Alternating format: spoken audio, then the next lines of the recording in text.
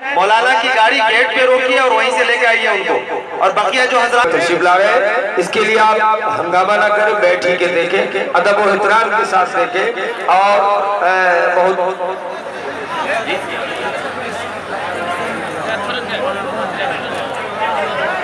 ठीक है, ठीक है, उधर कुर्सी लगा दीजिए, कुर्सी लगा दीजिए यहाँ पे तो बैठ।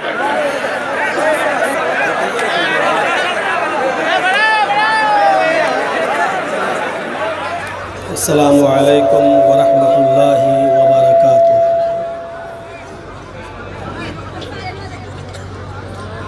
अल्हम्दुलिल्लाह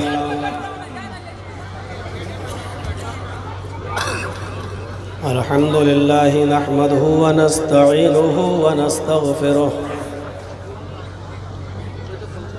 व नऊज़ु बिल्लाहि मिन शुरूरि अनफुसिना व मिन सय्यिआति अअमालिना। मन यहदिहिल्लाहु फला मुज़िल्ल लहु व मन युज़लिल्हु फला हादिय लहु।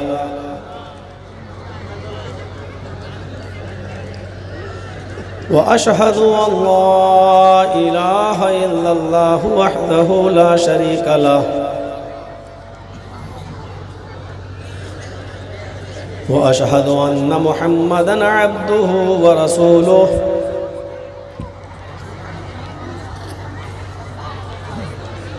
अम्मा बअद फ़इन्न खैरल हदीस किताबुल्लाह व खैरल हदी हदी मुहम्मदिन सल्लल्लाहु अलैहि वसल्लम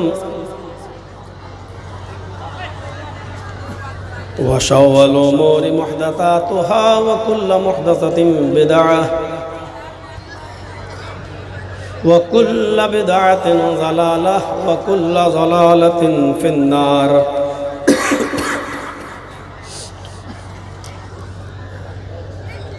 अऊज़ु बिल्लाहि मिनश शैतानिर रजीम।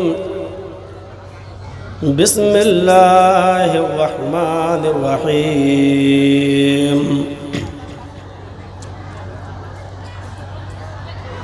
शरअ लकुम मिनद्दीनि मा वस्सा बिही नूहन वल्लज़ी औहैना इलैक व मा वस्सैना बिही इब्राहीम व मूसा व ईसा अन अक़ीमुद्दीन।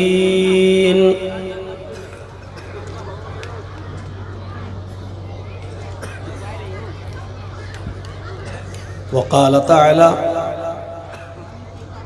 वमन यब्तग़ि गैरल इस्लामि दीनन फ़लन युक़बल मिन्हु व हुवा फ़िल आख़िरति मिनल ख़ासिरीन।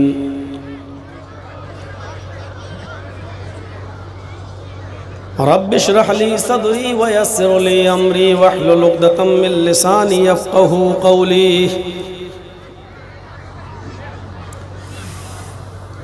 साज़िमुश्शान इजलास के सदर मोहतरम फ़ज़ीलतुल शेख ऐनुल हक़ शमसी हफ़िज़हुल्लाह,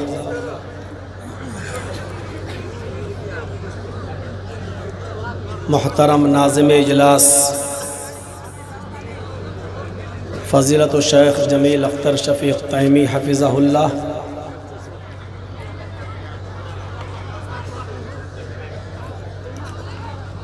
स्टेज पर बैठे हुए इस इलाके के और डिस्ट्रिक्ट सिरहा नेपाल के मुअक्कर उलमाए किराम,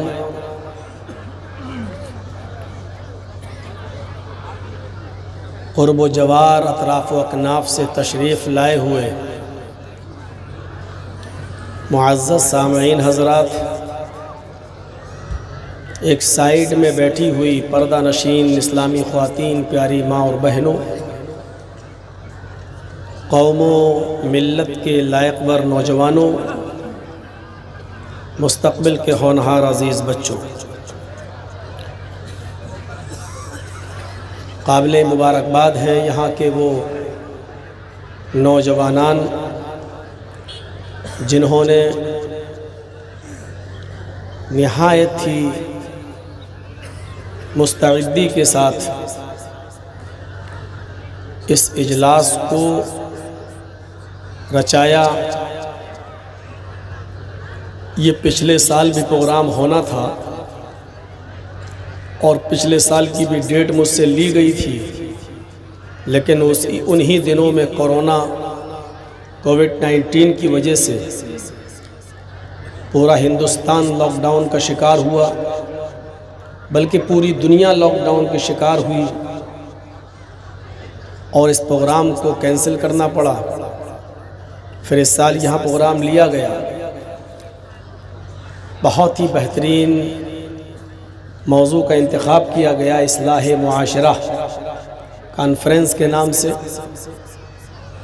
यकीनन मुआशरे के अंदर, हमारे समाज के अंदर बहुत सी बुराइयों ने जन्म ले लिया है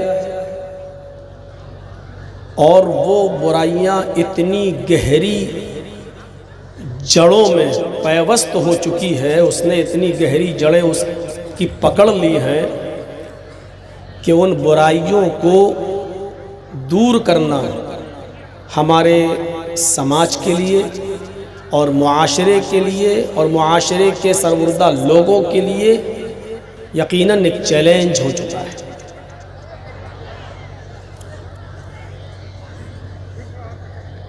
हमें उस पर गौर करना चाहिए। हमको भी एक टॉपिक दिया गया, लेकिन उस टॉपिक को मैं समझ ही नहीं पा रहा हूँ कि मौजू है क्या। दो टॉपिक लिखे हुए हैं। एक तो लिखा है जहेज़ की तबाहकारियाँ और दूसरा लिखा है कि इस्लाम मज़हब का तकाबुली जायज़ा। मैं ख़ुद परेशान था कि बोलना किस पर है मुझे। बहरहाल स्टेज पर आया, बैनर देखा, इस्लाह मुआशरे में ये सारी चीज़ें आ ही जाती हैं, तो मैंने इसी को अपना एक मौजू बनाया। हमारे मुआशरे में शिर्क भी है, हमारे मुआशरे में बिदअतों ने भी रवाज पाया हुआ है, हमारे मुआशरे के अंदर नमाज से गफलत भी बढ़ती जा रही है, निकाह के अंदर फजूल खर्ची भी बहुत हो रही है, शराब की भरमार है और ख़ास तौर पे इस इलाके में नेपाल के अंदर तो जहाँ चाय की दुकान पर भी बिकती हो, पान की दुकान पर भी उसकी नुमाइश होती हो, और फिर जहेज जैसी एक लानत अब कहना पड़ रहा है, क्योंकि जहेज अब एक डिमांड की शक्ल में लिया जाता है। शादी की जब शर्तें तय होती हैं तो उसी में ये भी तय हो जाता है कि क्या दिया जाएगा, क्या लिया जाएगा, पूरी एक लिस्ट उसकी तैयार हो जाती है। हमारे मुआशरे में ये एक कैंसर बन चुका है। मुख्तलिफ तंजीमें उस पर काम भी कर रही हैं, इस्लाह मुआशरे पर। आपके नेपाल के अंदर भी एक तंजीम है मकसद हयात के नाम से, अल्हम्दुलिल्लाह उलमा को भेजती है। जुमे के खुतबों में बयान किया जाता है मुआशरे में फैली हुई बुराइयों को किस तरह रोका जाए। जहेज जैसी लानत को ख़त्म करने की कोशिश भी हो रही है और ये तंजीम किसी हद तक अपने मकसद में बहुत कामयाब भी है। थोड़ा सा ज़रूरत है थोड़ी सी आपके ताउन की, आपके हाथ रखने की, आपके सपोर्ट की। अगर इस मकसद हयात तंजीम पर थोड़ा सा आप अपनी नज़र करम डाल दें तो इंशाअल्लाह ये तंजीम अपने मकसद में जिस हद तक कामयाबी चाहती है उस हद तक उसको कामयाबी मिल जाएगी। आइए मैं शुरू करता हूँ अपनी तकरीर को, अपने खिताब को कुरान की उस आयत से जो मैंने खुतबे मसनूना के बाद तिलावत की। सबसे पहले तो हम आपके जहन में ये बात डाल देना चाहते हैं कि अल्लाह रब्बुल आलमीन का बहुत बड़ा शुक्र है और उसका एहसान अजीम है हमारे और आपके ऊपर कि उसने हमें और आपको इस्लाम की दौलत से माला माल किया। मज़हब इस्लाम उसने हमें और आपको दिया है। और ये इस्लाम सिर्फ मुहम्मदुर रसूलुल्लाह सल्लल्लाहु अलैहि वसल्लम का दीन नहीं रहा, सबसे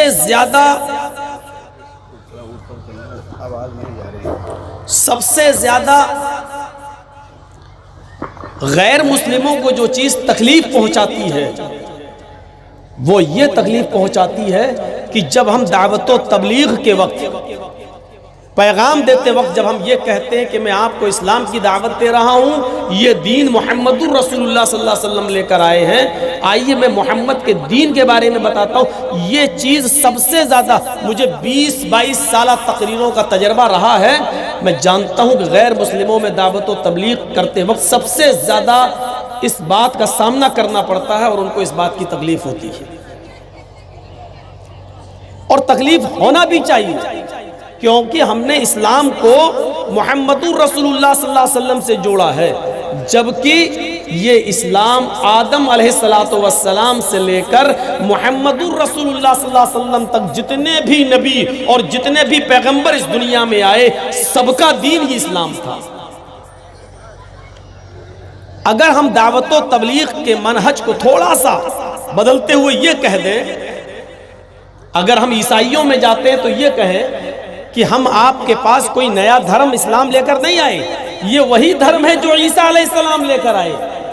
अगर मैं यहूदियों में जाऊं और आप यहूदियों में जाएं तो थोड़ा सा अपना मनहज बदल कर ये कह दें कि मैं आपके पास कोई नया धर्म लेकर नहीं आया हूं, ये वही धर्म है जो मूसा अलैहिस्सलातु वस्सलाम मोसेस लेकर आए।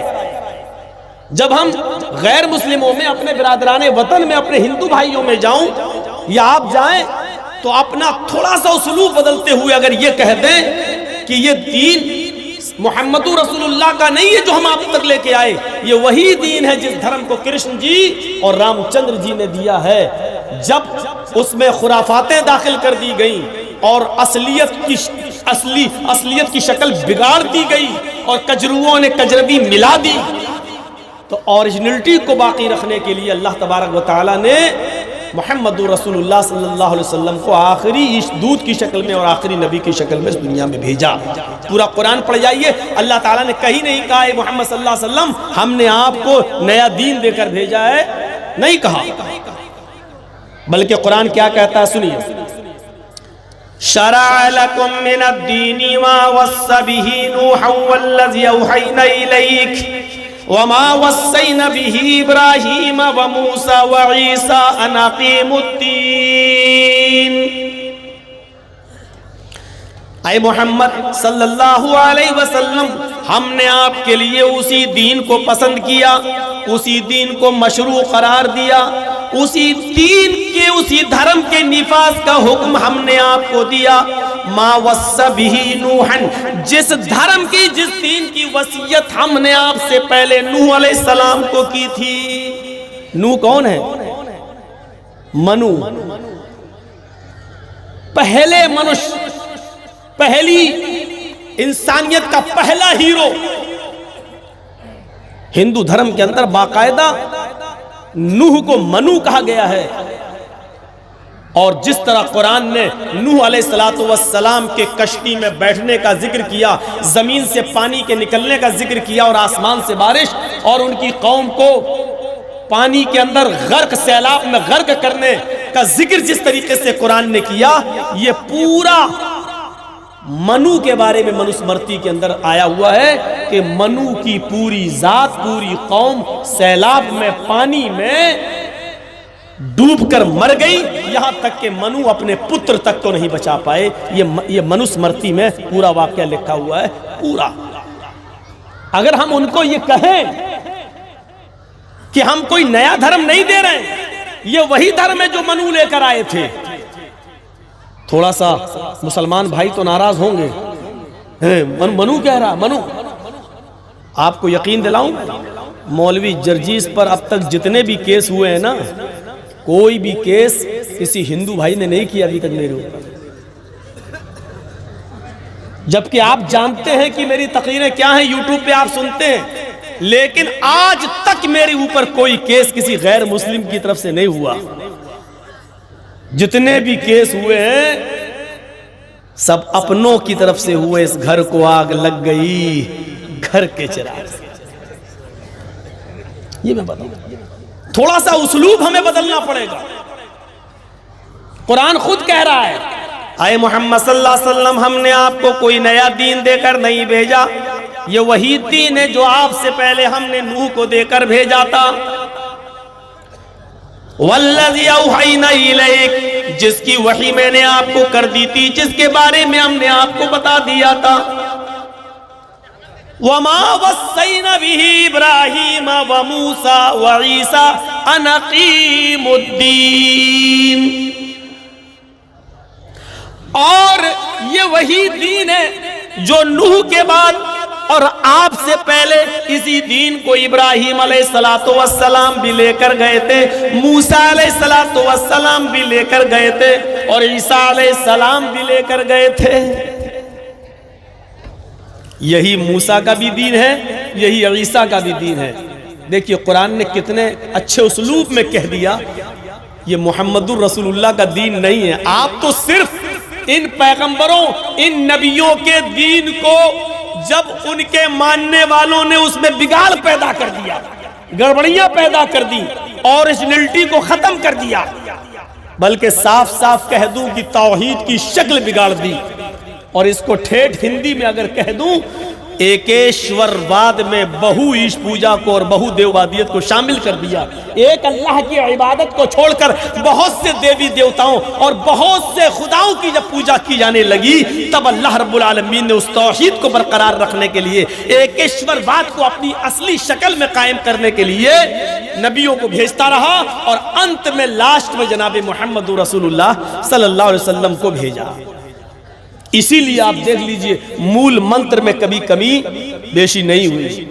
सारे धर्मों का मूल मंत्र एक है, सारे मजहब का मूल मंत्र एक है, सारे धर्म का कलमा भी एक है, आज तक एक है, एक चला आ रहा है और आज तक एक है। और इसी को कुरान ने इन शब्दों में कहा है, कुल या अहलल किताबी तालौ इला कलिमतिन सवाइम बैनना व बैनकुम अल्ला नअबुदा इल्लल्लाह वला नुशरिका बिही शैआ वला यत्तखिज़ बअज़ुना बअज़न अरबाबन मिन दूनिल्लाह। कुरान इस बात का इकरार कर रहा है। आए मोहम्मद सल्लल्लाहु अलैहि वसल्लम, आप अनाउंसमेंट कर दीजिए। आए मोहम्मद सल्लल्लाहु अलैहि वसल्लम, आप दुनिया वालों में ऐलान कर दीजिए, आप कह दीजिए, या अहलल किताब, आए अहले किताब, आओ आओ, आए यहूदियों आओ, आए ईसाइयों आओ, आए जबूर वालों आओ। क्यों लड़ते हो धर्म के नाम पर? क्यों लड़ते हो जात और कौम के नाम पर? क्यों लड़ते हो अपनी अपनी शिक्षाओं के नाम पर? क्यों लड़ते हो मूल मंत्र के नाम पर और धर्म के नाम पर? क्यों इख्तिलाफ करते हो? आए यहूदियों, आए ईसाइयों, आए जबूरियों, आओ तालो, आओ।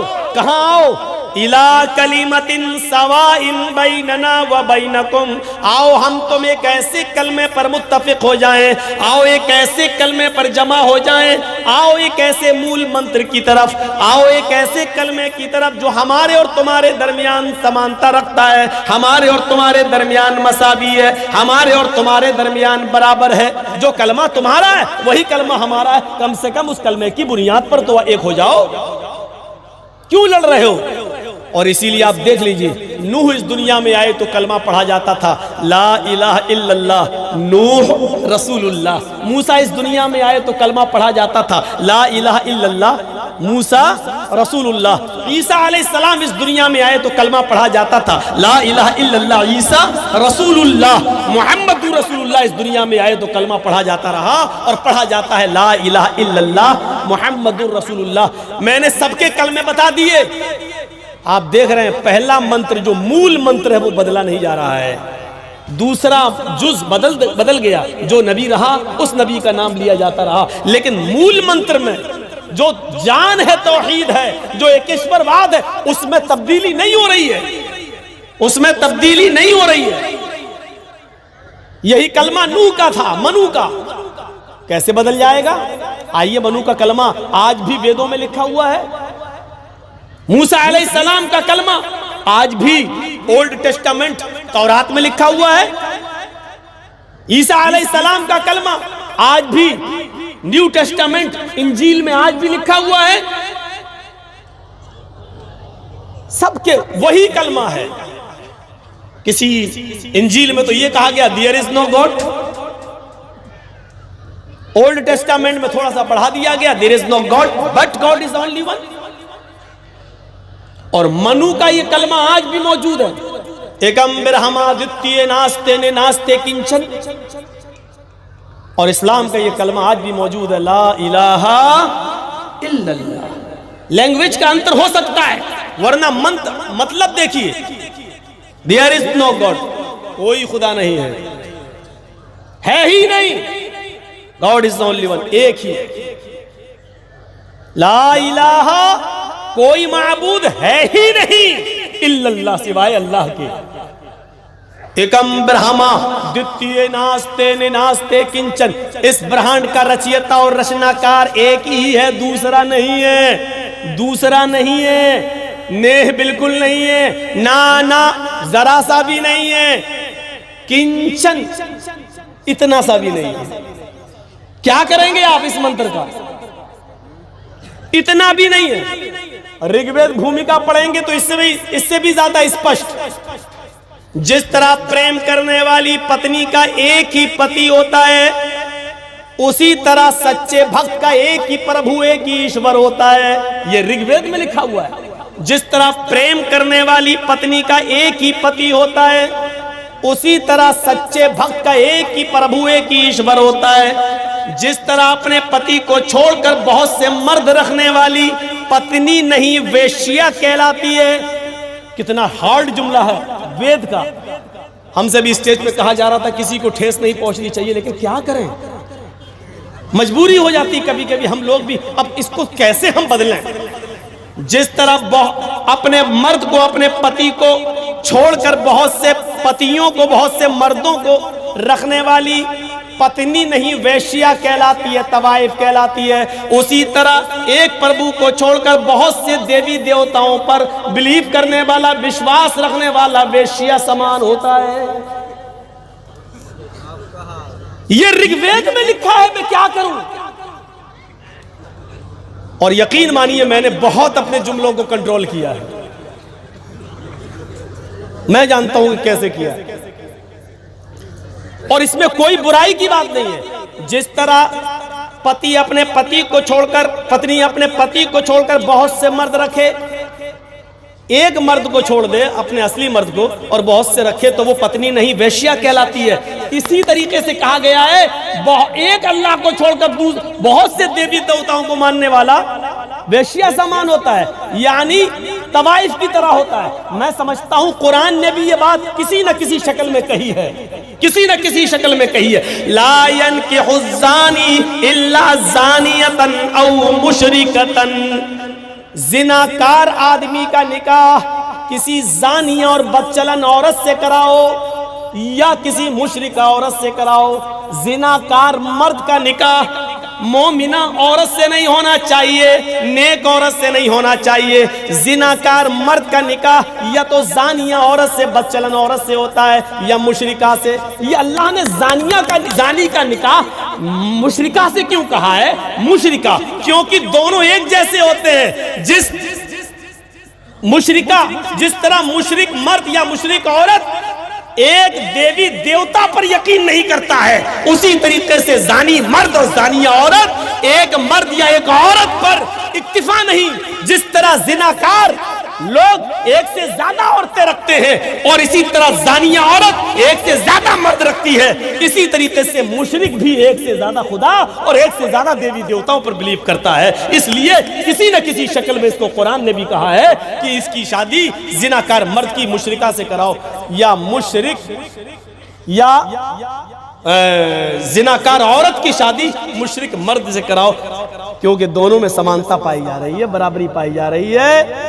जिनाकार मर्द या औरत की एक बीवी और एक औरत और एक मर्द नहीं होता, उसी तरीके से मुशरिक का भी ये खुदा नहीं होता। कितने सही लफ्जों में कह दिया।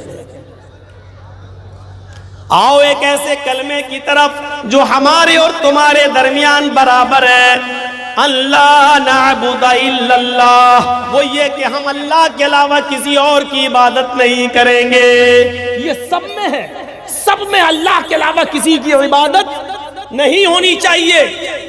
नहीं, हिंदू धर्म के अंदर एक किताब है गरुड़ पुराण, बड़ा टफ नाम है, हम लोगों से भी बिगड़ जाता है कभी कभी। गरुड़ पुराण, उसमें यहां तक लिखा है, न वो ब्रह्मा वो प्रभु न लकड़ी में है न पत्थर में है, वो न धरती में है न चंद्रमा में है न सूर्य में है, वो तो भाव में है, एहसास में है।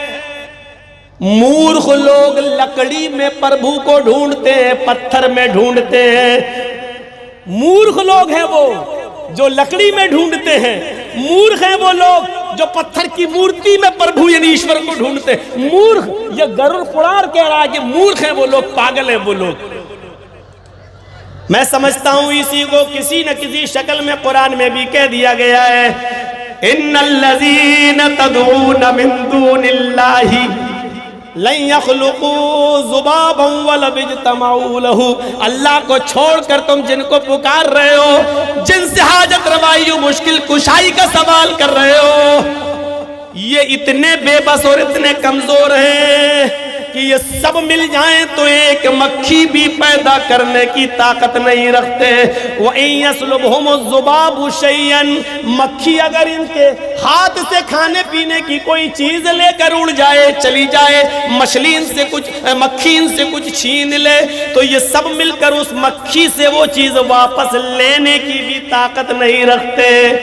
ज़ऊफ़त तालिब वल मतलूब, मांगने वाला भी कमजोर, जिससे मांगा जा रहा है वो भी कमजोर, कमजोर कमजोर से मांग रहा है, बेबस बेबस से मांग रहा है, लाचार लाचार के पास जा रहा है। और साफ लफ्जों में कह दूं, भिखारी ही भिखारी से मांग रहा है।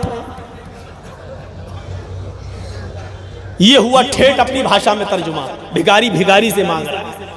मांगने वाला भी भिखारी, जिससे मांग रहे वो भी ऊपर वाले का भिखारी रहा।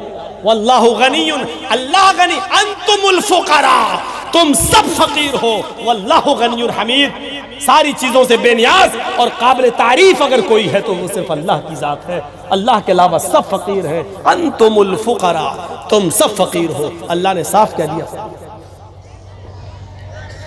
ये हुआ कुरान की वो आयत जो हमारे हिंदू भाइयों की तस्दीक कर रही है। क्या कह रही है? एक ही कलमा है, एक ही कलमा। और एक चीज और बताऊं, अल्लाह ताला ने नूह अलैहिस्सलाम का नाम लिया, लेकिन नूह अलैहिस्सलाम की कौम का जिक्र आपको नहीं मिलेगा। मूसा अलैहिस्सलाम का नाम लिया तो मूसा पर उतरी हुई किताब कौन सी ही? तौरात। ईसा अलैहिस्सलाम का नाम लिया तो ईसा अलैहिस्सलाम पर कौन सी किताब नाजिल की गई? इंजील। और मोहम्मद रसूलुल्लाह का जिक्र हुआ है, कौन सी किताब उतरी? कुरान। अल्लाह ने नूह का नाम भी लिया, लेकिन नूह पर कौन सी किताब उतारी पता नहीं, जिक्र नहीं है। मूसा की कौम मालूम है, यहूदी। ईसा की कौम मालूम है, ईसाई। मोहम्मद की कौम मालूम है, मुसलमान मुस्लिम। लेकिन नूह की कौम कौन सी है पता ही नहीं। लेकिन नूह की कौम है। आइए बुखारी शरीफ की हदीस में ढूंढते हैं। अल्लाह रब्बुल आलमीन, अल्लाह के नबी सल्लल्लाहु अलैहि वसल्लम फरमाते हैं कि क़यामत का दिन होगा, बुखारी की रिवायत, क़यामत का दिन होगा, अल्लाह रब्बुल आलमीन कौम नूह अलैहिस्सलाम से सवाल करेगा, क्या नूह, हमने तुम्हें जो दावत देकर, जो पैगाम देकर भेजा था, क्या आपने अपनी कौम के अंदर वो पैगाम दे दिया है?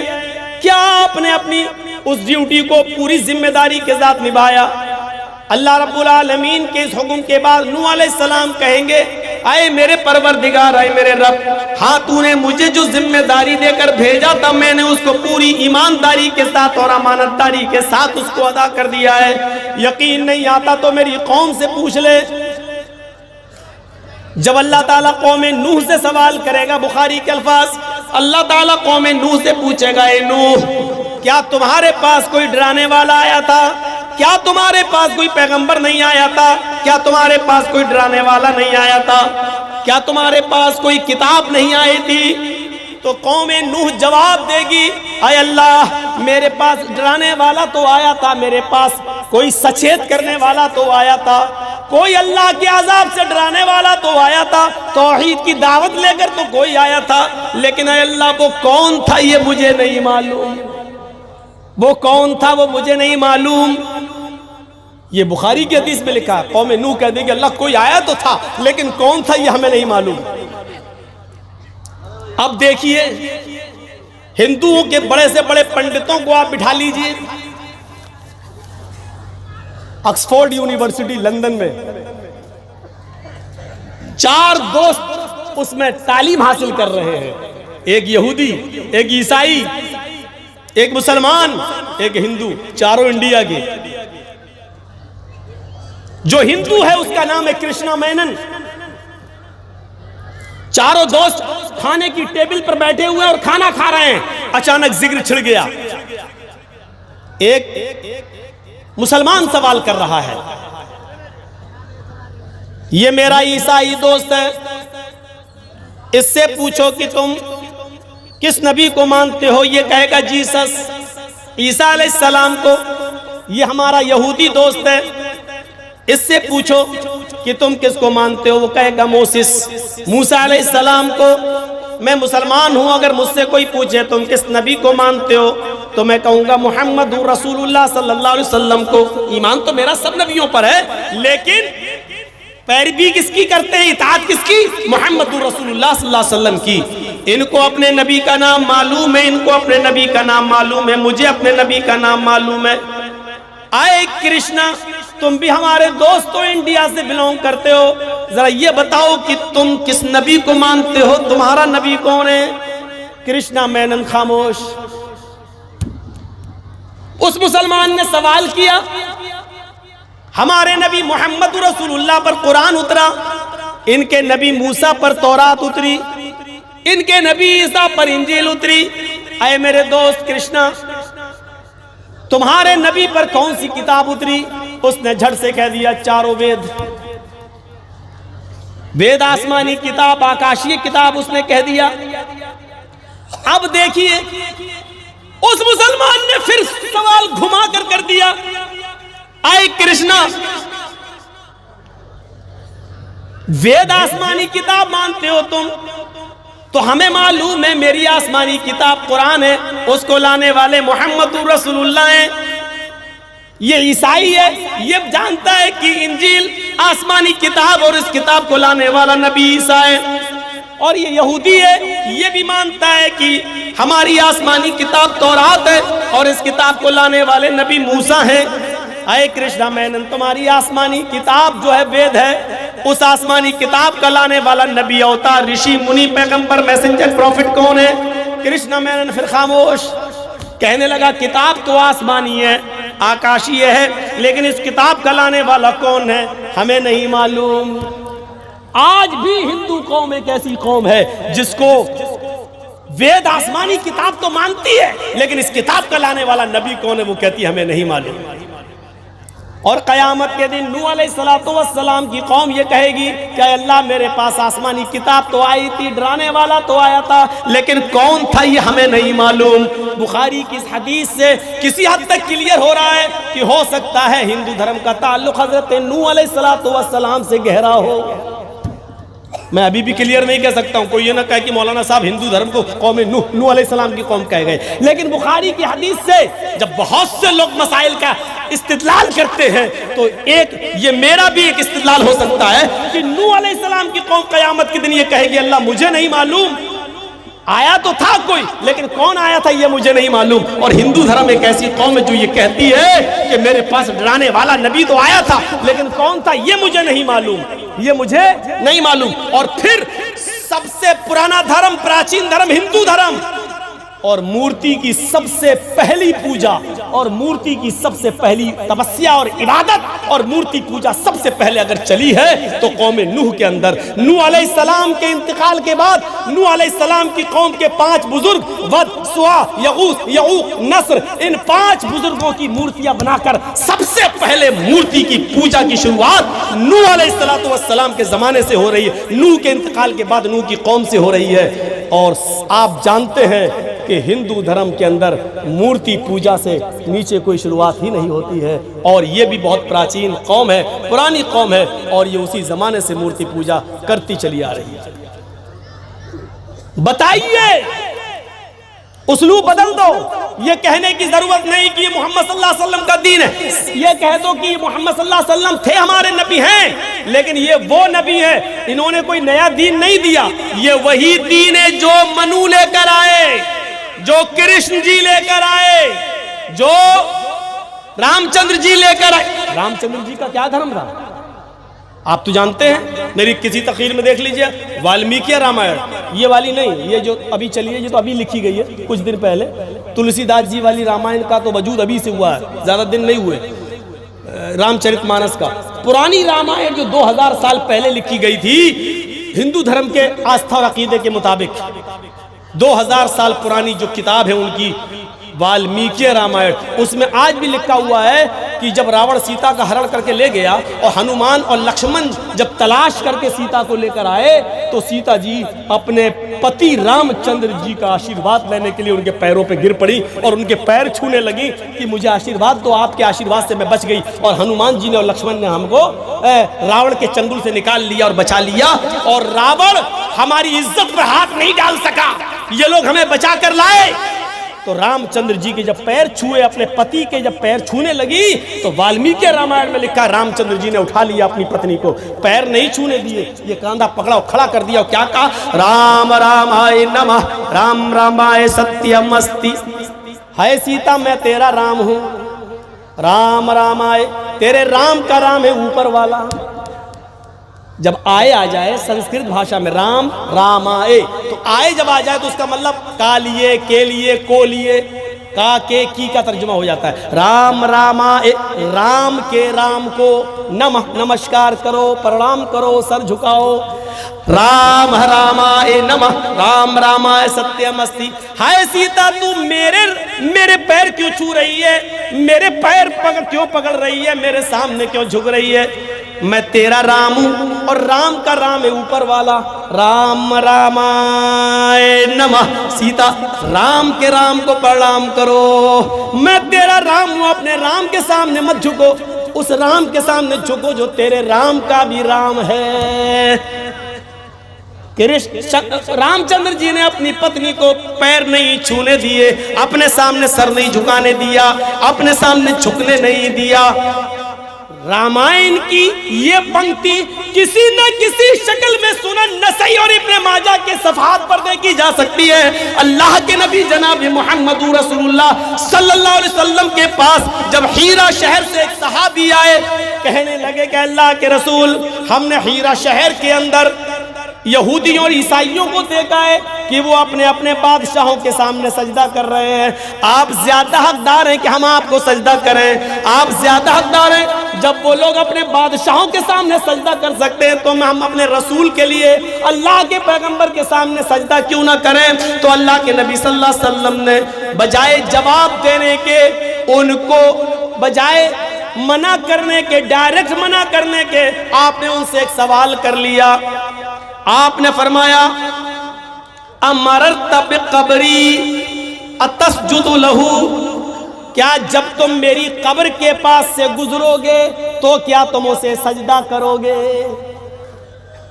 पढ़िए इब्ने माजा, अल्लाह के नबी क्या कह रहे हैं, अबू दाऊद क्या कह रहे हैं अल्लाह के नबी? सहाबी कह रहे अल्लाह के रसूल मुझे इजाजत दीजिए कि मैं आपको सजदा करूं। यहूदी अपने बादशाह को सजदा कर रहे हैं, ईसाई अपने बादशाह को सजदा कर रहे हैं, तो क्या मैं अपने नबी को सजदा ना करूं? तो अल्लाह के नबी सल्लल्लाहु अलैहि वसल्लम ने क्या कहा, क्या तुम मेरी कब्र के पास से गुजरोगे तो क्या सजदा करोगे?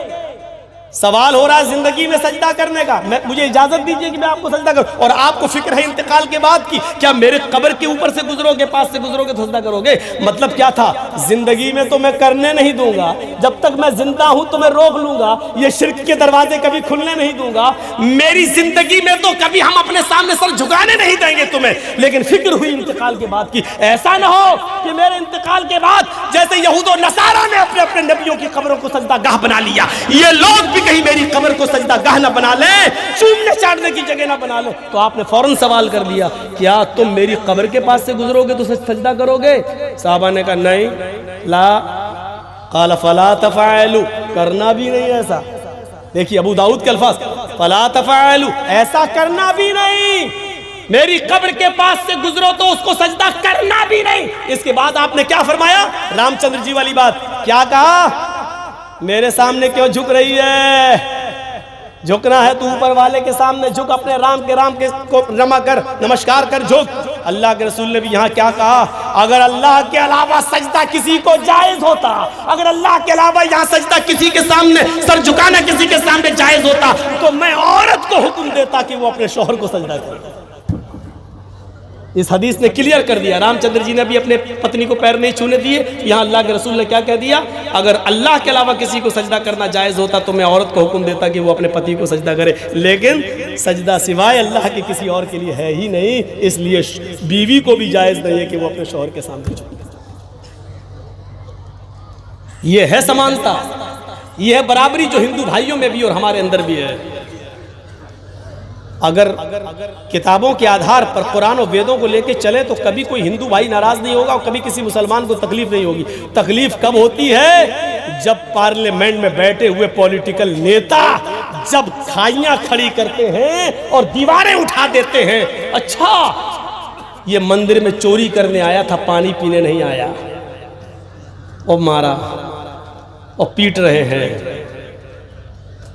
बताइए कितने ढिठाई देखिए आप, पानी के लिए भी दरवाजे बंद किए जा रहे हैं। पानी के लिए मोहम्मद रसूलुल्लाह सल्लल्लाहु अलैहि वसल्लम ने पानी के लिए कभी गैर मुस्लिमों के लिए भी दरवाजे कभी बंद नहीं किए। हम देखें, गौर करें, जब हिंदू मुस्लिम की खाई पॉलिटिकल लोगों के जरिए जब खड़ी कर दी जाती है तो उसका खमियाजा आप देख रहे हैं, अभी तक उसकी भरपाई नहीं हो रही है। अभी तक हमारा देश कहां चला गया, कहां खड़ा है। लेकिन भक्त लोग कह रहे हैं सब कुछ बर्दाश्त है। एक तो अंधा यहां तक कह रहा है 100 रुपए डीजल क्या, पेट्रोल क्या, अगर 500 रुपए भी हो जाए तो खरीदेंगे। मुसलमानों के कान तो मरोड़ दिया है, उनकी टोटी तो टाइट कर दी है। तासुब का और घृणा का ये हाल है मेरे भाइयों। वो कह रहा है 500 रुपए लीटर भी पेट्रोल हो जाए तब भी हम वोट यही देंगे। क्यों? क्योंकि टोटी तो टाइट कर दी है मुसलमानों की। ये नफरत का हाल पैदा, नफरत इस हद तक पैदा कर दी गई है। देश हमारा कहाँ जा रहा है उसकी तरफ नहीं, मुल्क हमारा कहाँ जा रहा है उसकी तरफ नहीं। तो ये खाई कैसे खत्म होगी? ये किताबों के आधार पे होगी, ये कुरान और वेदों की रोशनी में होगी। ये हिंदू और इस हिंदू धर्म और इस्लाम धर्म दोनों को रखा जाए और बताया जाए कि देखो ये तुम्हारे यहाँ, ये हमारे यहाँ है। कहाँ है, कहाँ है अत्याचार और जुल्म? कहाँ है कि हम तुम्हें मारे और तुम हमें मारो? आप कुरान खोलिए, पहली आयत आपको क्या मिलेगी? बिस्मिल्लाहिर्रहमानिर्रहीम। आप ऋग्वेद खोलिए, पहला मंत्र आपको क्या मिलेगा ऋग्वेद में? अग्नि मिले। अग्नि मानी अग्नि, अग्रणी, अग्नि सबसे पहले। शुरू करो उसके नाम से जो सबसे पहले था, प्रारंभ करो उसके नाम से जो सबसे पहले था। सबसे पहले कौन था? अल्लाह। अग्नि, अग्रणी, जो सबसे पहले था। हमारे यहाँ पहली आयत क्या है? बिस्मिल्लाहिर्रहमानिर्रहीम। शुरू करता हूँ उस अल्लाह के नाम से जो बड़ा ही मेहरबान, इंतहाई रहम करने वाला है। लीजिए, कुरान पढ़िए, दूसरी आयत क्या है? अल्हम्दुलिल्लाहि रब्बिल आलमीन, तमाम तारीफें उस अल्लाह के लिए जो दोनों जहान का पालनहार है, परवरिश करने वाला रब है। ऋग्वेद का दूसरा मंत्र क्या है? मही देवस्य सवितु परिष्टुति, मही देवस्य सवितु परिष्टुति। मही मानी महान है, देवस्य हमारा देवता, सवितु जिसके लिए सारी की सारी परिष्टुति प्रशंसाएं हैं। अब इसका तर्जमा ये होगा, मही देवस्य सवितु परिष्टुति, महान है हमारा वो देवता जिसके लिए सारी की सारी तारीफें, सारी की सारी प्रशंसाएं हैं। इन मंत्रों को देखकर ही तो कभी मैंने कहा था, कौन कहता है हम तुम में जुदाई होगी, कौन कहता है हम तुम में जुदाई होगी, ये हवाई तो किसी दुश्मन ने उड़ाई होगी। हिंदू और मुसलमानों को किताबें कभी अलग नहीं करती हैं, कुरान और वेद कभी अलग नहीं करते हैं। ये पार्लियामेंट में बैठे हुए पॉलिटिकल नेता हमें और आपको एक दूसरे के करीब नहीं आने देते हैं, क्योंकि शॉर्टकट में कह दूं, पापी पेट का सवाल है। ये पेट की आग कैसे बुझेगी? इन्हीं के नाम पर तो रोजी रोटी कमाई जा रही है। आप पढ़िए कुरान की तीसरी आयत, अर्रहमानुर रहीम, जो बड़ा मेहरबान है, इंतहाई रहम करने वाला है। ऋग्वेद का तीसरा मंत्र अगर आप पढ़ेंगे तो लिखा है बसुर दयामाना, जो बड़ा दयालु है, बड़ा कृपालु है, उसकी कृपा और दया की कोई सीमा नहीं है। बसुर दयामाना, जिसकी दया की कोई सीमा नहीं है, बड़ा दयालु है, जिसकी असीमित दया है, जो बेशुमार रहमतों का मालिक है, उसकी रहमत की, उसकी कृपा की, उसके रहमो करम की कोई हद नहीं है। और रहमान रहीम, जो बड़ा ही रहम करने वाला, इंतहाई मेहरबान है। कहां चला गया ये मामला? क्या कर रहे हो भाई? बीच में मत उठो। चाचा कहां जा रहे हो? हम सब जो चाची के पास जा रहे हो। अब तो चाची सो गई होंगी, क्या करोगे वहां जाके? ना भाई, इतनी रात में 2:20 हम सोचे घर जा रहे हैं, चाची बेचारी वो भी सो गई होंगी। बसुर दयामाना, जो बड़ा दयालु और कृपालु है, जिसकी दया की कोई सीमा नहीं है। देखिए कितना भाईचारा है, भाईचारा। अरे जा भी रहे तो मोहब्बत है, होना चाहिए। जलसा सुनना कोई फर्ज थोड़ी है। घर पे अगर जा रहे हैं तो अच्छी बात है। अगर आदमी पूरी रात जलसा न सुने और फजर की नमाज जमात के साथ पढ़ ले तो मैं समझता हूँ कि रात भर के जलसे से बेहतर है। पूरी रात 2, 2:30, 3 बजे तक जलसा सुने और घर जाके सो जा कर और फजर की नमाज ना पढ़े तो समझ लो कि आपका पूरा पैसा बेकार, चौपट, एक भी नेकी हमारे नामे अमाल में उल्टे गुनाहगार और हो। तो अगर कोई जा रहा तो अच्छी बात है, लेकिन फजर में उठने की नीयत हो। अरे भैया बैठ जाओ, थोड़ा सा हमें भी डिस्टर्ब होता भाई। तो कितना प्यार है, कितनी मोहब्बत है। धर्म कभी बिगाड़ नहीं सिखलाते। और सुन लीजिए, बहुत साफ कह दूं, जिस धर्म के अंदर बिगाड़ हो और एक दूसरे को एक दूसरे से तोड़ना सिखाया जाता, वो धर्म ही नहीं है। वो धर्म ही नहीं है। एक दूसरे के खिलाफ उकसाया जाता हो, वो धर्म ही नहीं है। कुरान करीम इंसानियत की और मानवता की सबसे बड़ी मिसाल पेश करता है। क्या कहता है? मन कतला नफ्सन, जिसने किसी नफ्स को, किसी मनुष्य को, किसी इंसान को कत्ल कर दिया, बिगैर नफ्सिन, बिगैर किसी बदले के या आमदन, बिगैर किसी जुर्म के और बिना किसी गलती के, अगर किसी ने किसी इंसान को, किसी एक मनुष्य को मार दिया, सिर्फ हिंदू मुसलमान की कैद नहीं,